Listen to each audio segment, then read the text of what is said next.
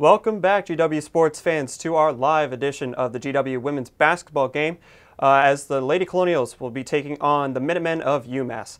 I'm Parker Jensen. Alongside me, courtside, is Cole Anchewski, who is live at the Smith Center. Now, Cole, to get right into it, the Minutemen are 11-14. Can you elaborate a little bit on their away and conference record?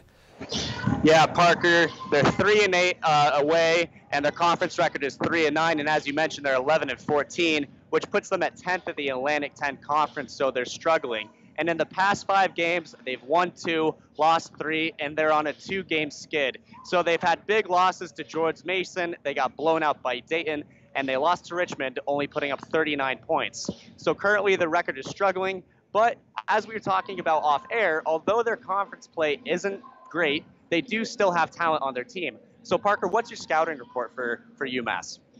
Well, you're right, Cole. So there's 2 main players that we need to look at for the Minutemen. There is Bree Hampton-Bay. She's the top scorer of the team. She put up 17 points last game and 16 points the game before.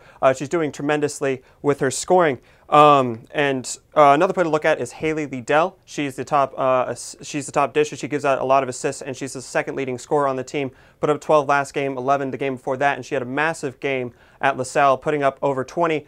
She does have a caveat, though. She is not good at scoring threes, and that's what she's been doing in a lot of these games. She's been putting up threes, has not been making those. And putting up points is a big issue for the Minutemen as well, and they need to get a lot of assists. So these 2 players need to step up big here today. But speaking of key players, who are GW's key players going into this game? Well, I think like most games, GW really has to get Kelly Prange involved. If you can get her off to a hot start, you're going to be doing fine in this game. You alluded to it earlier, only 39 points against Richmond, so their offensive production isn't great. If you can get out on them early, put their foot on their throat, and really get those girls involved like Kelly Prange, it's going to be a great game for the Colonials. Well, finally, what do you think what's your prediction going into tonight's game?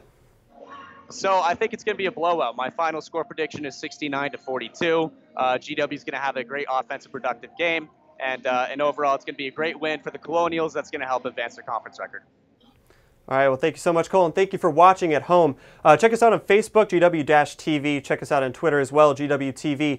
And check us out here for the halftime show, so don't go anywhere and stay tuned.